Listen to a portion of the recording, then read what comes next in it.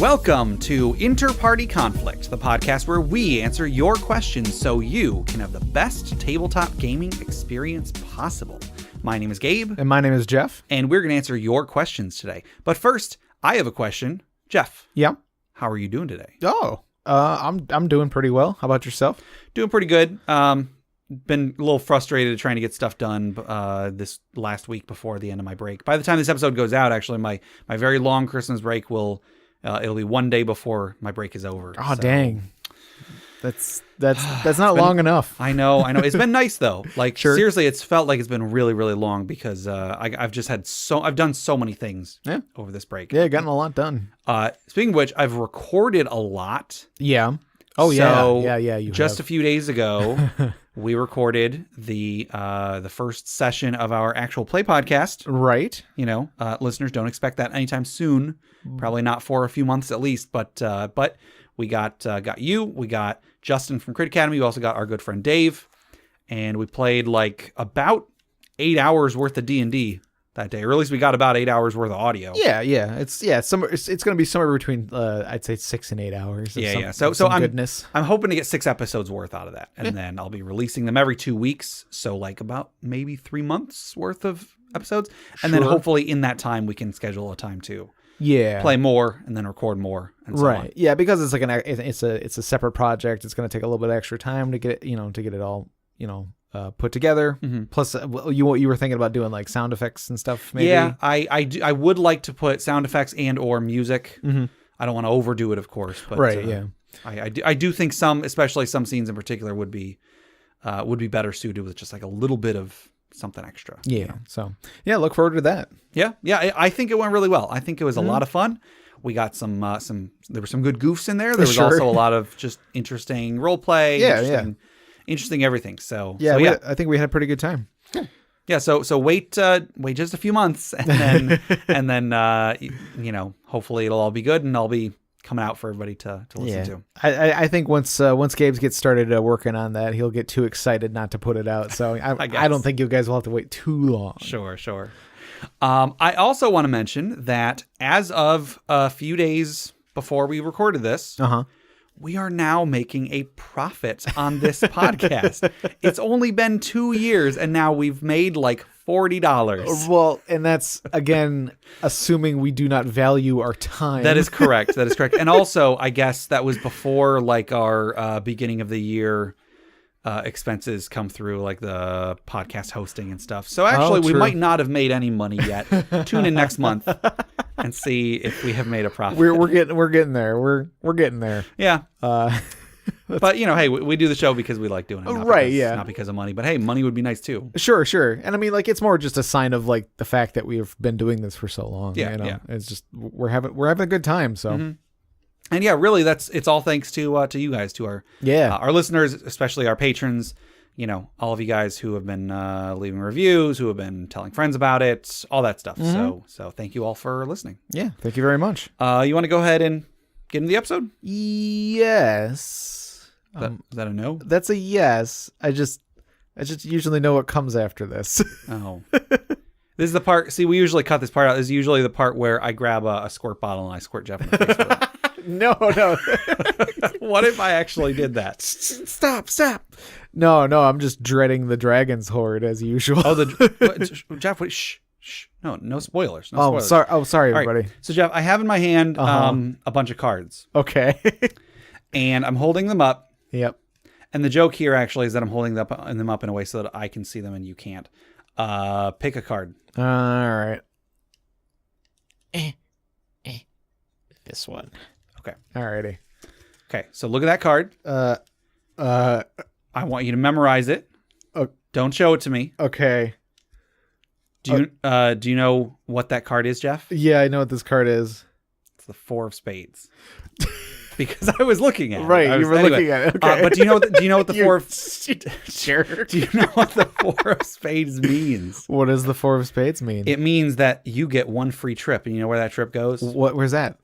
Straight to the Dragon's Horde. Oh, sweet.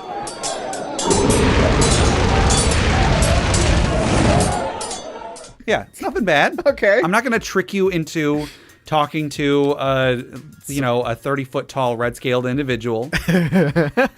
Jeez, Jeff, come on. You act like I have no imagination whatsoever. Give me more credit than that. So speaking of having no imagination, sorry, I was about to introduce this item, but that's going to make it sound like I'm saying that the person that submitted it. No, what I'm trying to say is I came up with that Dragon's Horde intro because today's item is the Arcane deck, submitted by Avonshill. It's a deck of cards. And so that's how I got, speaking of no imagination, that's how I came up with the intro to the Dragon's Horde. Oh, sure. I see. Pulled out a deck of cards and then said, the Dragon's Horde. For anybody who is interested in my creative process, that's usually what it is. Just like, what is the item? Okay. The Arcane deck is a wondrous item. It is very rare. It requires attunement, and it has to be attuned by a caster only, so anybody capable of casting spells. A curious deck of magic cards whose origin is not known, but a marvelous item it is to be sure. Seemingly created to induce creativity and indulge in mischief in equal parts.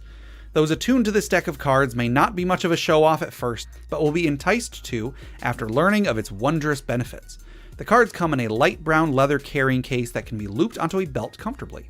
The cards themselves have a colored metallic backing, which changes to the PC's favorite color upon attunement. The deck comes stocked with 53 playing cards of a standard playing card deck, including one Joker.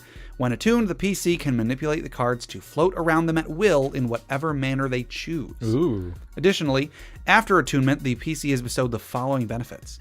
+4 to performance skill checks when using the cards to perform magic tricks. And a +4 to sleight of hand skill checks when used to play card games with others. Oh. So it makes you better at doing tricks, and it makes you better at playing card games. Or cheating at card games, I guess. Maybe. Oh, I guess it's sleight of hand. Yeah. That's a good point. So yes, cheating at card games. Once per dawn, 4 of the cards can be used as thrown darts. Ooh. All the cards used in this manner are considered a +1 dart that does 1d4 +1 force damage and is destroyed after impact with a surface. If the deck of cards is used as an arcane focus, the following benefits are also included. +1 to AC. The flavor for this is that the cards are swirling around the PC either as a distraction or manipulated into an actual shield against attacks. Cool. In addition, this card deck can be used as a delivery method for all the caster's spells. For example, when the caster is using Fireball when casting the spell, the Ace of Spades is thrown to the destination and the spell goes off as normal. Or if the player wants to use the shield spell as a reaction, the player looks in the direction of the spell intent, and a Queen of Hearts hops out in front and bursts into an arcane shield against the incoming attack. Or even with trap spells, instead of just an arcane sigil left behind, a 6 of Clovers is left behind. Ooh. If this card deck is destroyed, everyone within a 15-foot radius must make a wisdom save for the caster's spell save DC. On a success, the PCs or NPCs are not affected. On a failure, the PCs or NPCs must roll on the wild magic table. If the PC or NPC is not a caster and the surge option is a higher casting of the spell, the DM chooses a spell by choice. So like if you were to fail the save and then you roll on the wild magic thing and it's like, oh, the spell goes off at a higher level because normally the wild magic happens when you cast a spell, right, I think. Yeah. Then the DM just chooses a spell that happens. Finally, all cards used or consumed in spells are recharged back into the card deck at dawn. Okay. And then it has an optional rule. Every casting of a spell with this deck as an arcane focus, the player must roll a d20. If they roll a 1, they found the Joker, and the spell surges, and the DM must roll on the wild magic table. Ooh, okay. All these effects are only flavor for the light effects in an arcane or divine spell would give off in the casting process. Some of the details on the item are intentionally vague to promote creativity for the players using it. Lots of cool possibilities for this item if you're a caster. Have fun and happy gaming. So, I like it. It's a neat item. It's got a few different effects. You can use it for just a basic arcane focus, but with like cool little flavor stuff. Right. Also gives some mechanical benefits. You know, I think it's fun. Yeah, and then there's like the slight drawback of like, I like the optional rule. That's kind of neat because like wild magic can be fun. It can be, yeah. It can be. So like having that, you know, maybe the DM won't have it happen every time or something like that. Sure, maybe sure. the DM will just be like every once in a while roll a d20. You know, Yeah. See what, you know, if the player wants to do something a little bit extra with the item, like try to use it in a creative way that might be a little bit more powerful than that the DM intends. Yeah. then it would say, okay, well, roll a d20 and we'll see if you might accidentally draw the Joker this time or something like that. Sure. So have it be like a drawback to when a player is trying to stretch the abilities a little bit. Yeah. I like that it changes to the PC's favorite color when they attune to it. Gabe and I, as men who enjoy our favorite colors, that's pretty good. It's a little thing, but hey, why not?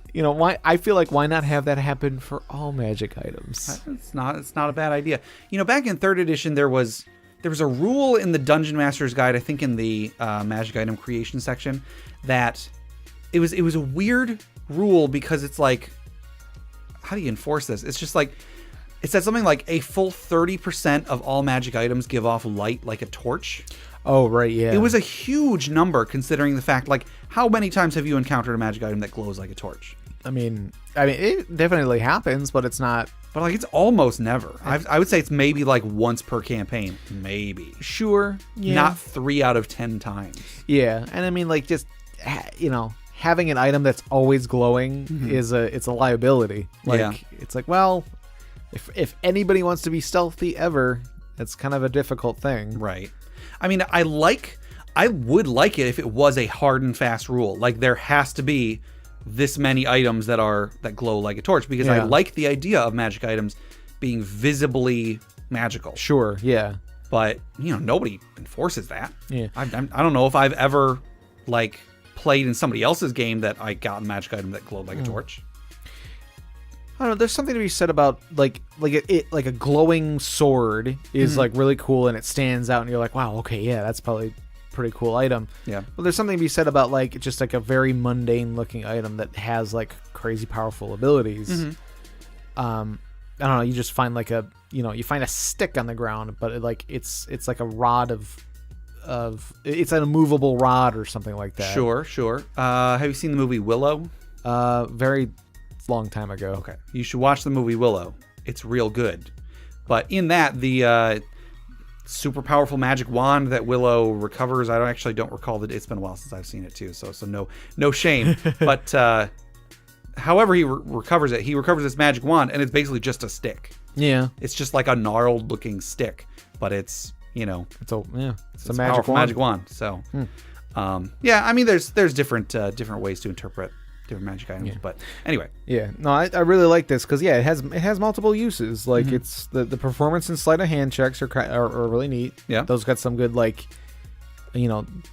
performance and sleight of hand can be used very well in like role playing situations. Sure. Especially because they're tied to the cards themselves, so you can be like, oh, I'll play in a game of cards for the information that our party needs or whatever. Or you can was it once per dawn 4 of the cards can be thrown as darts, so you got some extra, and they're magical attacks too. Yeah, force damage. That's pretty good. Yeah. And then was it +1 to AC while you're using it as a focus? Is that right? Yep. Yeah. So I mean, like, I don't know.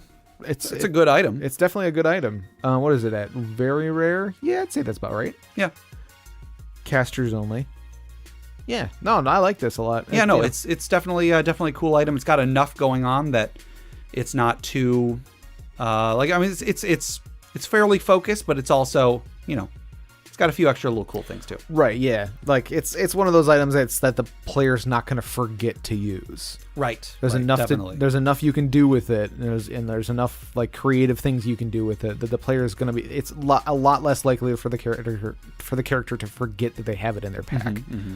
I almost feel like if I got this, I would build my character around that item. It's one of those things that's just like such a good theme. Yeah, I was going to say this kind of feels like a feat. A 5th edition feat where it has like, the 5th edition feats usually have like 2 or 3 things. They're, most of the time they're within a theme. Yeah. But, not, you're not always going to use all of them all the time, but you're definitely going to like, build your character around 1 or 2 of those things. So yeah, this kind of feels like the magical item equivalent of like a feat where you're like, okay, yeah, like I'll start building my character this way so I can get the most out of this. Sure. I think it's a cool item. Jeff, do you know what my favorite card game is? No. No, I don't. Okay. Three Dragon Ante? I don't know. No. 52 pickup. Don't. What a Gabe. God, jeez. It was worth it. It was worth it. So that was the Arcane deck from Avanchill. So thank you very much, Avanchill. Jeff, if somebody wanted to submit magic items for the Dragon's Hoard, or if they had questions they want us to discuss, or stories for the Funeral Pyre, how would they get those to us? They could send us an email at interpartyconflict@gmail.com. They can also go on our Facebook. They can. They can go on our subreddit, which is r/interpartyconflict. Correct. Our Twitter @inpartyconflict. Correct, because there were not enough spaces for Right. conflict. And then we also have our Interparty Discord. Correct. Yeah. You can which you could find the invite link on our subreddit and on our Facebook. Yeah. If you can't find us, just contact us and we'll send you the link. Yeah, It's, yeah. It's not exclusive. It's just Right. You know. Just start waving your arms, you'll get one. Right. It's just we can't be like, oh, just go to discord.com/blah blah blah because it's like a jumble of letters or whatever. Right, yeah. The way that the invites and stuff work with Discord, you have to find the link or be given one or something. So. Right. Well, before we go any further, as always, we have a giveaway today. Oh, yeah? We're giving away a copy of Chapel on the Cliffs by Goblinstone. Nice. It's a low-level 5th edition adventure with a healthy dose of spookilies and dooklies. Oh, So- I love me some spooks and dukes. So, so we're giving away a copy of that. Uh-huh. And Jeff, today, who is our winner? Our winner today is Matthew W. Winner. Gobble. Yes, congratulations, Matthew W. You should be getting an email in the next few days about that. If you don't, let us know. And be sure to let Goblinstone know what you think. Whether you like it or you don't like it, contact them so that they can continue to make great products. Yeah. And as I said before, this episode is brought to you by our patrons at patreon.com/interpartyconflict. We make this show, we love to do it, but if anybody out there likes the sound of our voice and wants to help make the show better, they can go to patreon.com/interpartyconflict. They can donate to us and then get some cool bonus stuff for it. Yep. We have outtakes. We have a monthly bonus podcast called InterPatronConflict that we do every month. We've also got fantasy fiction written by me. We've got a monthly Roll20 game for our patrons. And then if you're one of our top tier patrons, in addition to taking part in the Roll20 game, I will write about your character for the monthly fiction. Cool. So, some cool stuff on there. So you can join the party and you can help make the show better and get cool stuff for it. Once again, patreon.com/interpartyconflict. And also, a couple other podcasts you should go check out. Check out Crit Academy, which is a great show. Justin, the host of that show, was one of the players in our actual play thing that will be coming out in the coming months. And his co-hosts, Ian and Brandon, the three of them, they come up with new and reusable content every week. They've got great stuff on there, great guests, great products. They also made a Unearthed Tips and Tricks book that I helped write, so you can find that on their website. And you should also check out D&D Character Lab, where Garen and Dan make characters every week with, fully fleshed out backstories and abilities and so on and so on. And then they pit them against each other and debate whose baby is better. So 2 great podcasts you should go check out on the Crit Nation Fellowship. Also, hey, thanks for listening. Yeah. I don't think I say that enough. So enough of that. Do you want to get into some questions, Jeff? Yeah, let's do that. Okay. Right. Or do you want to just chill? Oh yeah. We just I can read a book. sit in silence for another 50 minutes. Yeah.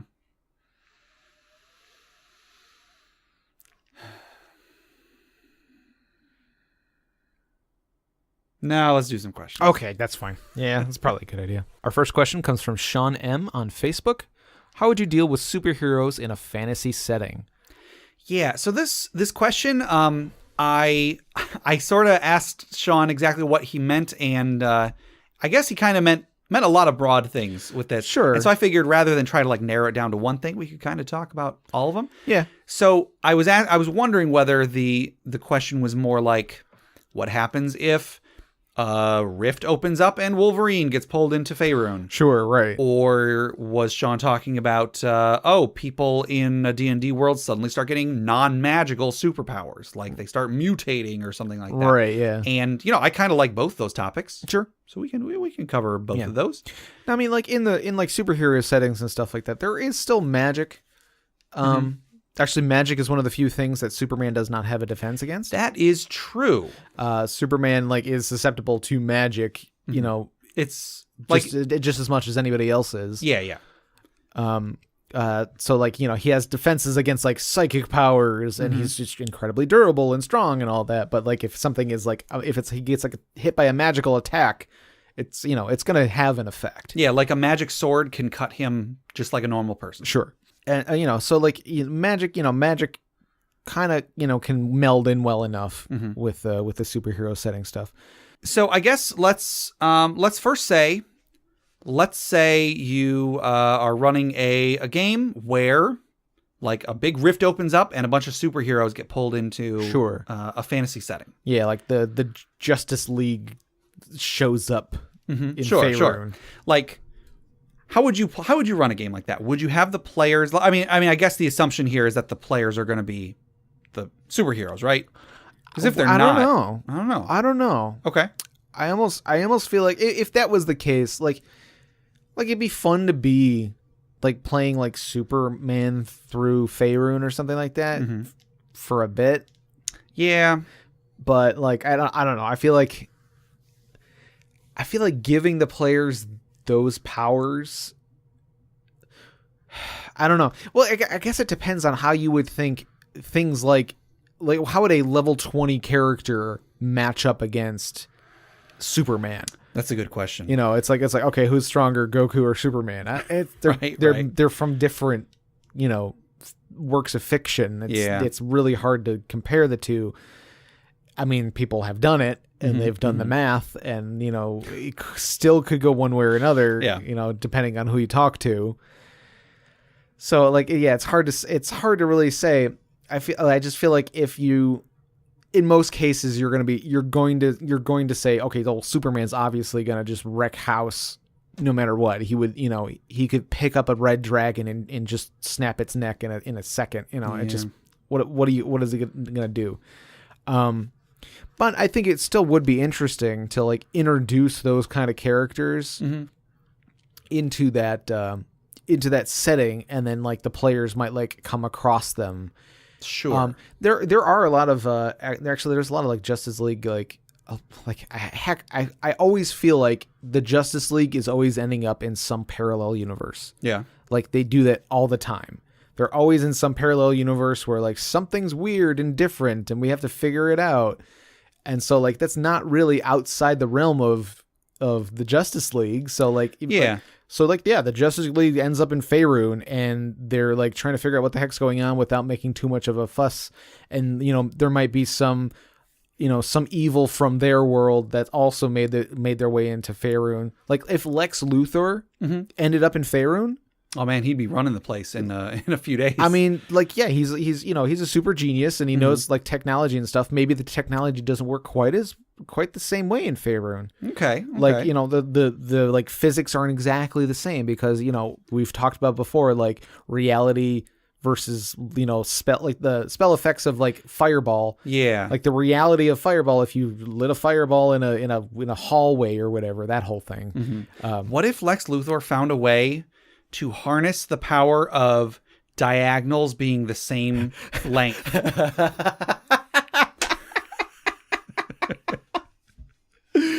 That's really good. He creates like an empire based around things that move diagonally. Right. Yes. Because if you like, you know, like in our case, just looking at a grid, it's just like, okay, whatever. Like everybody can move on diagonals, but like, you know, as far as spatially, it doesn't make sense. You're actually traveling, you know, 1.5 times faster or whatever. He buys a spell component pouch and then just like all day just sits there just pulling stuff out. Just constantly. It never runs out. It just keeps going.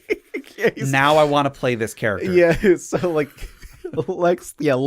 somebody like Lex Luthor put into the world where the mechanics of D&D are in effect. Those are the natural physics of the world. He's like, I never have to use the bathroom again. Depending on who's counting, I can carry anything. Like, oh my goodness, Jeff. What if Lex Luthor got a bag of holding? Oh no. And then he opened it up underwater. Or whatever. Right. Stupid scenario with the bags of holding. But no, that would be interesting that like Lex Luthor, like he doesn't have any powers. He's just incredibly smart. Yeah. Incredibly smart and incredibly devious. Right. So like I feel like put it like if he just ended up in Faerun, like put him in Faerun ahead of time, you know? Yeah. He has time to like get his hands into things and just kind of start to work his quote unquote magic. And then the Justice League shows up and like, yes, they're the Justice League, but Lex Luthor is Lex Luthor and he was given like a head start.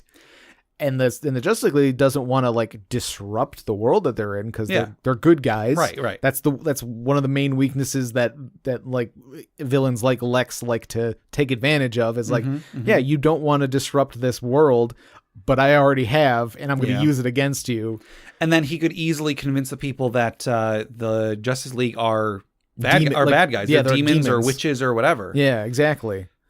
Man, this is really interesting. You know, this definitely makes me think of though is the Wizard of Oz. Sure. Yeah. So like he is the wizard. He's the guy behind the curtain that's making the big hologram of whatever. It and also very relatedly makes me think of there's a TV show Sliders.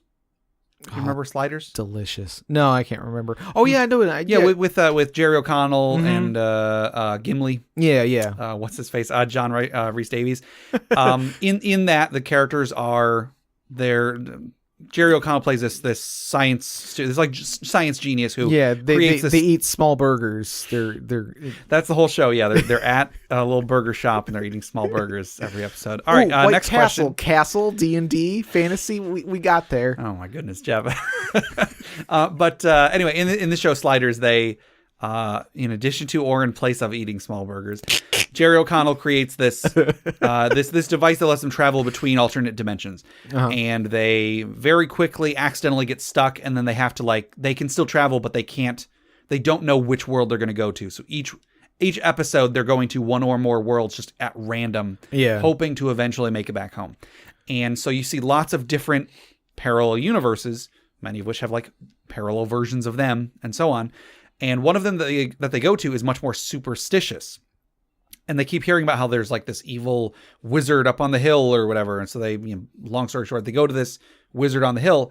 They get there and it is an alternate version of Quinn, who actually isn't even from that world either. He got stranded there a long time ago, and he's been using his knowledge of science to make people think he's a wizard so that he can try and gather the materials and such he needs to try and get home. Right. And so they get some help from him. But anyway, it just made me think of what if a very smart person went to a world that was very superstitious, used magic or used technology in place of magic. Right. And then, like you were saying, made everybody their friend basically. And then when the actual good guys showed up, was they're the bad guys. They're the demons, obviously. Right.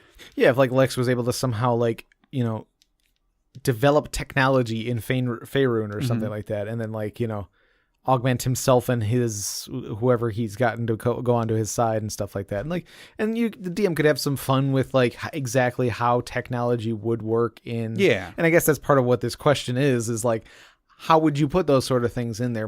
Mechanically, flavor is probably the easiest way to do it. Probably just find something that suits the needs. They're fighting a robot. Okay, well it's a golem. Just use golem, maybe give it, some electrical attacks or something like that. Sure. Or some sort of air elemental, but then give it the features of something like a stone golem or an iron golem, something like that. I want to bring up Steve and I way back, 3rd edition Psionics Handbook. I know there was the Psionics Handbook in 3rd edition, then there was the expanded Psionics Handbook in 3.5. Yeah, I think we had the one for 3rd edition, and I think that the first Tobey Maguire Spider-Man movie had just come out, and I'm like, good movie. I'm gonna make a Spider-Man. I'm gonna make a Spider-Man, and so I made a Spider-Man who was a Scion monk. Okay. With plus 50 to jump or something silly, ridiculous. Yeah, I think there was something you could get ridiculous jump on a Scion. I can't remember what it was, but I do remember having just well, okay, I can roll a 1 and jump a mile. It's it's fine. Yeah. Or like I think you could always take 10 on a jump or something like that, and then I just pumped the jump skill so much. So yeah, like, and then like a rope of climbing inside of gloves of holding, that sort of thing, and just kind of went crazy with that. So Sure. like, I mean, that was 3rd edition with some crazy psionic stuff, power creep and all that. But like, there's still ways to like flavor, flavor things to make them seem super. So like you could still have your players like developing superpowers. Okay. But maybe like in the place of magic items, maybe. So like you're giving them superpowers instead of magic items. Like, you'll still give them some magic here and there, but like, instead of giving, boots of striding and springing, they now can stride and spring, Yeah. I honestly wonder whether this would be a good fit for, like, especially if you're doing like a long-term campaign. I'm wondering if this would be a good fit for D&D, or if it would be a better fit for some other system, and then you just flavor it like D&D. But I mean, I'll admit that is a little bit less interesting. Yeah.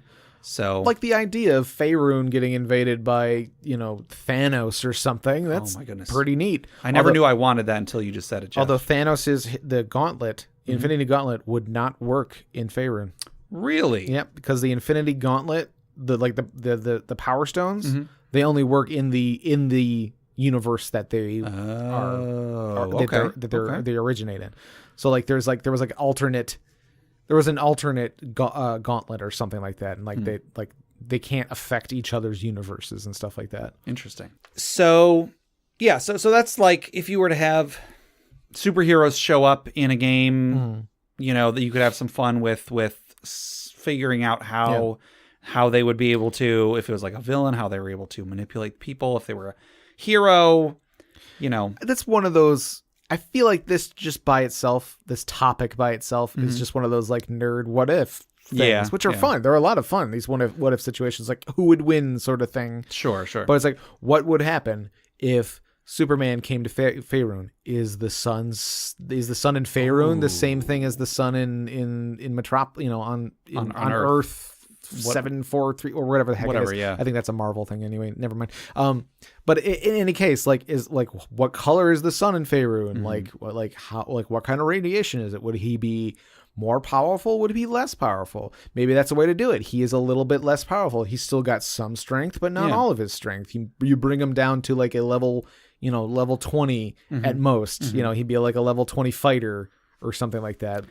I am always in favor of the character concept of the character that's from a different world that got like ripped into this one. I do like that. I would like to play, even if it was Superman, I would like to play a character that is Superman, but he doesn't have all of his powers because he's not in his original world. Well, before we close out this question, I had a question for you. What if like superheroes got to Faerun or whatever, and they realized that they had affinity for different powers and they were expecting? I guess what I'm getting at here is, what if Wolverine gets here and he's like, oh shoot, I'm a sorcerer. Right. That makes me think of shoot. Does that make me think of Reboot? I don't know. Or just like, there's plenty of shows where they have an episode where they end up in a D&D like video game, but then they're like the classes don't match what you would expect them to be. Sure. Or like, I want to think of Reboot because there's the one where they go to like a fantasy world and then Enzo is a princess. Right. And like, I don't think Bob's not, maybe it's that Bob's not the warrior or something like that. He's a warrior, but like, he's not the warrior. It turns out Dot, who he thought he was rescuing, Dot is actually the warrior, and she saves the day. Sure. Okay. Yeah. So like, like Wolverine. Yeah. He's like, he ends up being like a sorcerer or like a wizard or something like that. He's a cleric walking around with like a blunt weapon and a holy symbol or whatever. Or he's a bard and he's even better. He's trying to play a lute with his claws. Cuts all the strings. No, he's just got to get like like just a piece of metal, and he can learn to just drag his claws along it to create some side. It's like playing a saw. Sure. Anyway. All right. Yeah, I think this is an interesting topic. I think there's definitely a lot more to be gotten from that. But it's like you're saying, it's all what if. Yeah, it's all what ifs, and like, have fun with it. But for the most part, it's just going to be reflavoring and or trying to find a way to bring the superheroes down to the level that could just be easily reflavored into something that already exists in D&D. Sure. I mean, it's fun. Yeah. All right. Our next question comes from Blue Pants McGee. This was on Reddit. What is the easiest way to reach out in a big city to find a group for a new campaign? Yeah. So we've kind of touched on this in the past. Yeah. You just wave your arms around. You just wave your arms around. Exactly. You just stand around with a big exclamation point over your head. Right. A gold exclamation point. Yeah. It can be difficult if you don't know anybody. Like if you've just moved to a new area, it can be really hard to get started. Yeah, Gabe's got some experience in this. Like going to when you were down in Tennessee. Yeah, we moved to Tennessee, and we didn't have any friends for a long time. Actually, I did have relatives. We played with my cousin for a little while, but not for a super long time. Yeah. Really, probably the first thing you want to do is find out if the area anywhere near you has a gaming store. Sure, that's probably a good tip I can give. Yeah, it's like the easiest place to start. Yeah. Because then you can go there and you can buy supplies, number one. But also there'll probably be they probably have an area where people play. Right. Or if they don't, they'll probably have like a bulletin board or something. You can ask if you can put up an ad for, hey, I want to start a D&D game or something like that. Yeah. If not that, you can try to find Facebook groups that are specific to your area. You might even be able to, if you're part of just like a Facebook group that's just like a general, like I'm in a general 5th edition D&D group. Yeah. And people all the time, I don't know if they're supposed to or not, but people all the time are posting there about like, hey, I'm in Dallas, Texas. Are there any, is there anybody that plays D&D around here? Right. You could try that. You're kind of shooting, depending on how big the group is, you're kind of just shooting out into the dark there, but it's worth a shot. There are probably message boards for, whatever game you're playing. You can go on Reddit. You can go on various gaming message boards. They probably all have a spot for people looking for a group in a specific city. Yeah. It's also worth trying to just play games on Roll20 or something like that if you are not able to find like an in-person game. But, you're probably going to want an in-person game if you're in a new area, because you probably want to meet friends that have similar interests and such. Yeah, because when you're new in a city like that, it's not just about playing the game. You're also trying to meet people and stuff like that. Yeah. If it's a big enough city, like it's easier to find options. But in like smaller cities, you like even if you find a shop that does have groups and stuff like that, like they might not be the group for you, but you might not have a choice. Yeah, you can learn a bit from playing groups like that, and you can also meet new people by playing groups like that. And then even if you don't play with the initial group, you might meet people through them, and so on. Yeah. Basically, the main thing with finding a new group is really just like getting your foot in the door. I feel like. Yeah. I feel like once you find a group, it's easier to find another group. Again, just because like some people you meet will know other people and so on. So. Another thing I do want to say is look for a library. I do D&D stuff at my local library. I'm sure that if there isn't one already at the library, I'm sure you could probably offer to start one. Sure. Ask if you can do like once a month, just have a tabletop gaming thing. And then if they have an empty room, sit down at a table, wait and see if anybody shows up. If not, I mean, you're not really much worse off than you started. I guess you may have wasted an afternoon or something. But, yeah. Like community centers, depending on depending on the city. Finding places where people, where there's like bulletin boards and things like that, where people kind of show up and like, hey, what's this? You're just kind of putting yourself out there. Yeah. Which is. It can be hard to do. Right. Yeah. It can be. I mean, I don't want to say dangerous, but. Right. As long as everything you do is in a public place, I don't think it's dangerous, but socially risky. I mean, is the way I want to say it. I don't know. It's just like, well, like I said, like you might not find the group for you, but at least you're finding somebody, Yeah. like there might be one person in that group that you get along with, and Yeah. like, hey, that's one more person that you get, you can play with. So, And I don't necessarily advocate doing this unless you're real desperate, but when we moved to Tennessee, just like finding friends, we eventually resorted to posting on Craigslist. There's, there's stuff for like if you're looking for like a date or something, but if they had some section for like just looking for friends basically. And so, we made a post on there. Hey, my wife and I just moved to a new town. We don't know anybody around here. We're just looking for people who enjoy the same things as us. And you might find some creeps that way too. But, sure. But we met a few people through that like my wife, one of her best friends that she is still friends with to this day. They live on, several 100 miles away, but one of her closest friends we met through that because they had also moved to the area. And the way that I told myself not to be embarrassed that we were posting on Craigslist looking for friends was the only people who see it are going to be people that are as desperate as we are. Sure. So you could do that. I'm sure that there is somewhere you could post on Craigslist that's like, hey, I want to start a D&D game. Yeah. You might catch a few people that you wouldn't have caught otherwise.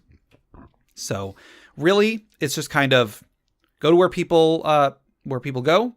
And if there is any sort of online forum that will let you post asking about people in your area, do it. All right. Because you might meet somebody. Also, there is one website that I don't know if I've ever actually met anybody through, but for a while I would get notifications whenever someone in my area signed up for playing D&D, and it was called, I think it's penandpapergames.com. I don't know if I ever met anybody in person through that, but for a while I would get notifications whenever somebody in my area signed up for this website, and it was penandpapergames.com. So like there's no, it's all spelled out, penandpapergames.com.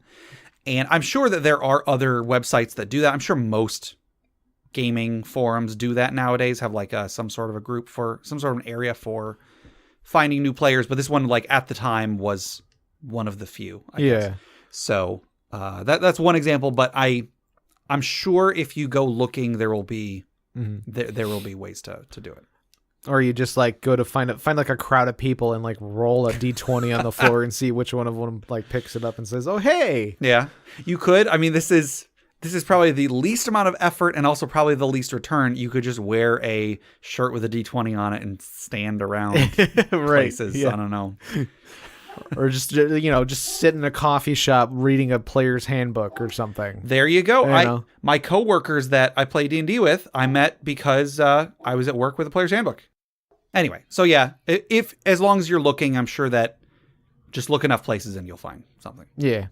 I wish there was like, I hate to give such general advice, but it's just persistence, putting yourself out there, and like I know.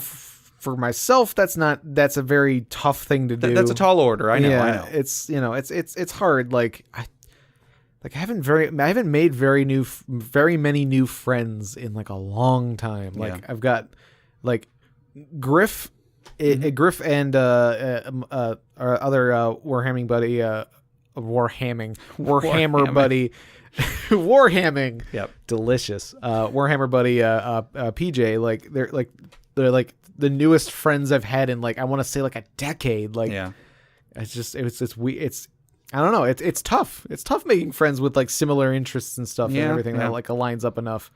So yeah, like it's not easy, but you just gotta keep looking, keep trying, and maybe just wear a D&D shirt or something and hope somebody sticks. Yeah. And well, actually, here's even another thing I just thought of. I mean, if you just started a new job, presumably if you moved if you're like new in the area, if your work has some sort of like a break room or something, you put a flyer up saying, "Interested in playing D&D?" ? Take this little tab that has my phone number. I don't know what you do with those things, but you could try to look through your work. I mean, I guess if you think that you'll get laughed out of the building or something, don't do it. But I don't think I don't think that's as common as sitcoms might make us think. Right? Yeah. No, I don't think so. Yeah. So good luck. Good luck, Blue Pants McGee. We're rooting for you. All right. Well, that'll do it for our normal discussion. Disquestions? our normal disquestions for today, but we still have our social media disquestions. So the discussion topic for last week was, have you ever encountered a beholder in a D&D session? How did it go? And do you recall what you said? I remember there's from the first adventure, the Shackled City, and then I also referenced the D&D adventure or the arcade game. Yes, where we fought a beholder. Yeah, I went and I put that in the show notes. I found that episode of that. Oh yeah, or that part of that episode that we fought the beholder, and it was, cool. It's pretty good. We walk in and we're like, no, we should have fought the dragon instead. It's pretty good. Yeah, and then the only time I remember playing in a game where we encountered a beholder, Chris ran up and killed it in one round. So dang, we were Chris very lucky. Chris'd it to death. Chris did Chris it to, oh my goodness, because Chris is also the character that every round he would like pick up 5 d20s, roll them, and then be like, okay, that's a hit, that's a hit, that's a crit, that's a crit, that's a miss, and then you pick them up, roll them again, that's a hit, that's a crit, that's a crit, ooh, roll it again, not a critical fumble, and then keep going. Anyway, yeah, so those are the only times that I personally have encountered a beholder in a game. We got I kind of put this up a little late on social media, so I do apologize, but we got a few responses. On Facebook, Brandon B says, sadly, in 27 years of playing, it is one monster I have never encountered. Ooh. So that's kind of why I asked this question, because I realized, like, I don't think they're as common as people might think. They're like iconic. But, they are iconic, but yeah, and I kind of like it, because if they were more common, I feel like they would be less scary. Sure. But because they're rare, they're terrifying. Yeah, it's like you couldn't put a gun to my head and I like and be able to ask me like what each of their eye rays does. Oh, like goodness, I could not tell you half of them. So like I could probably tell you half of them, but not all. Yeah, it's like disintegrate. Yeah, everybody knows the disintegrate one. Telekinesis one is another good one. Maybe a scorching ray in there. I don't think so. I mean, I could be wrong. There is a type of beholder that is like part dragon or something like that, and it's like all of its eyes are scorching rays, basically. There is a one that turns you to stone. Okay, yeah, flesh to stone. I can't remember if it's charm or dominate. I think it's charm. Sleep? I don't know. Fear? I don't know. I know it's Big Eye does. Death? I know it's Big Eye does. It's an anti-magic. Field, basically. Yeah. Which is just so rough. Oh, it's real rough. It's just looking at you, you lose all magic effects. Yeah. Anyway, Andrew H gave us a story that actually I'll be reading a bit later in the episode. Oh, okay. And then Steve A says, our party was traveling through a gorge in the Shadowfell when an old beholder who had lost its mind many years ago emerged from a nearby cave. It was so far gone, it actually made conversation with us and asked to eat the elf, as told to let us pass. Oh, man. And Steve was playing as the elf. After a few attempts to deceive the beholder, I volunteered to distract it and attempt to escape while the rest of the party took to the ethereal plane to easily slip by. Things didn't go quite as planned, and one paralyzing ray later, I was staring down a beholder on my own. Luckily, at this point in the campaign, we were quite high level, and we were able to get back together and make short work of the monster. I, a ranger, and my girlfriend's sorcerer were able to have its health after only one round of combat. I recently bought a fully painted beholder mini off eBay, and am eagerly awaiting my chance to put it into my campaign and give my current level 8 party a nasty surprise. Ooh. So there you go. So yeah, apparently it does have a paralyzation ray. Okay. So yeah. I forgot that one. Then paralyzes you and then petrifies you, I guess, and then eats you. I don't know. Oh man! In our friend quest thing, I said that if you get bitten by a beholder, you've done something wrong. Right. Right, because it grabs onto you. Yeah. Oh man. Lath says, yes, I sent it after my party a little too early, but they were still able to kill it. We had a paladin who knew what they were doing. Yeah, those paladins. Yeah. If a paladin knows what they're like, if a player knows what they're doing with a paladin is very strong. Yeah, cut out the beholder, put any monster in there if the paladin knows what it's doing. Yeah. Yeah. Over on Reddit, Creepy Bob says, once we encountered one in the Void Plane. Ooh. He'd set up an invisible fortress there. He was conducting some kind of research and would sign 100-year contracts with people who would then assist him. We did not fight him. We tried a double cross and ran. Okay. So my question is, if he's setting up an invisible fortress, do you just see a beholder just like floating there in Some midair? like tables and chairs. Some just tables and floating chairs, around. exactly. 00 Jiminy Cricket says, great question, although I have not. I'd love to include one in my game, but fear the complexity would lead me to missing some of the complexity and make it not as threatening as it should be. Does that make sense?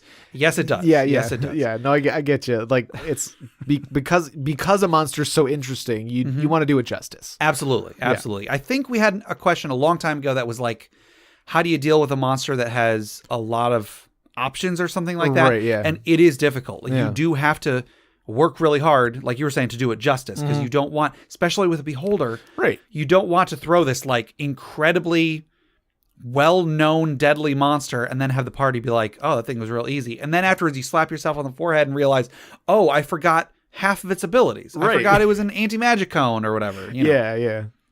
It's like, oh no, they had a Chris. Exactly. Yeah, if your group has a Chris, whoo boy. Over on Twitter, Collins B says, I wish, not yet, and probably not for a while, unless they have beholders in Ravnica. And, I'll play in Ravnica. Yeah, there you go. And then I also I replied to it, and then he said something along the lines of, if all else fails, there's always the beer holder. And then he posted a link that I will put in the show notes because it is very good. It's a beholder, but I think each of his eye stalks is like holding a beer. Yep, or something. is the beer holder. Yep. Over on Discord, New York Tater says, I am using a beholder disguised as an old ogre who is the underboss of the town to kick off my homebrew that will eventually end with him revealing himself in the final encounter. And then JL Sim 85 says, I've never encountered one. I did, however, listen to the Critical Role story arc involving the zombie beholder. Ooh. That was pretty sweet. I'm also reading the Waterdeep Dragon Heist book, which features a lot of the Xanathar Guild. I'm new in my career as a DM, so I'm probably ways off from running a beholder encounter. Sure. And that's probably a safe thing. Just hold off until you think you're ready. Right, yeah. But yeah, Xanathar is an interesting character. Yeah, Xanathar, if I'm not mistaken, is a beholder. Yep. Correct? Yep. And he has a goldfish in like a little glass. Yeah, I think he's like head of like the Thieves Guild in some city in Faerun, I want to say. Okay. I think that's... In Waterdeep, perchance? Yes, in Okay, fact. there you go. Oops. I don't know. Sometimes Jeff doesn't pay attention. It's all right. So yeah, I think beholders are great, but yeah, you don't want to. You do want to do them justice. You don't want them to be too lackluster. You know. I thought there was one more. Where? I thought. Hang on a second. Because I thought there was one that was like something about the something or other. Where's the one that we're gonna read? It's this one right here, but I don't know. I thought I remembered reading one more, but I don't know. Anyway. Yeah. So that was last week's social media discussion question, or disquestion. Disquestion. So the topic for this week is going to be, what is your favorite piece of music that gets you pumped for a tabletop game? Ooh. Do you remember the? It was like a soundtrack that came with like the Eberron books. Yep, it was called. I think it was called Cut to the Chase. Okay. I think, or at least the like title track was called Cut to the Chase. Yeah, it was yeah. like the Eberron theme or something like Right, that. yeah. It was the book Sharn City of Towers came with that CD. That's it. Yeah. I do remember we've played that. We played the heck out of that that disc. Yeah. It's real good. It's pretty good though. Yeah. Yeah, I can't think of anything else off the top of my head, but yeah, like, you know, soundtrack type movie, like movie soundtrack stuff, video game soundtrack stuff, things that like have that sort of like that adventurous feel to it. It's like, all right. There is a song, a heavy metal song by, I've never heard anything else by them, just this one song, but it's by a group called Rhapsody. The song is called Dawn of Victory. That is real cool, and it very much feels like a D&D type thing. I heard it once at Chris's house, and like ever since then I've loved this song and listen to it every now and then. So I'll put that in the show notes. It's real good. Ooh, anything from like the Legend of Zeldas or anything like that? Sure. Because you know, Zelda invokes this idea of adventure and things like that. So when I hear, you know, music from those games, I'm like, yeah, all right, I'm in the mood for an adventure. Yeah. I'm not saying there's no right or wrong answer yeah. to this. Like anything that you yourself for whatever reason that gets you pumped for D&D. Yeah. Could be, you're listening to Britney Spears or something. Yeah. Hey, no judgment from me. And if you can link it when you when you submit your answer or whatever.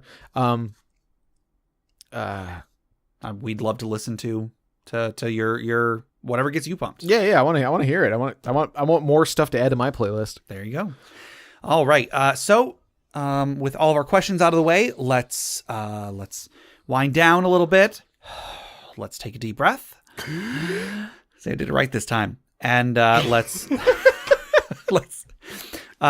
remember those. Let's sit back. Let's remember those who have come before us, who have perhaps given their lives, possibly fighting a beholder, so that we may have a better world to live in as we toss another log onto the funeral pyre.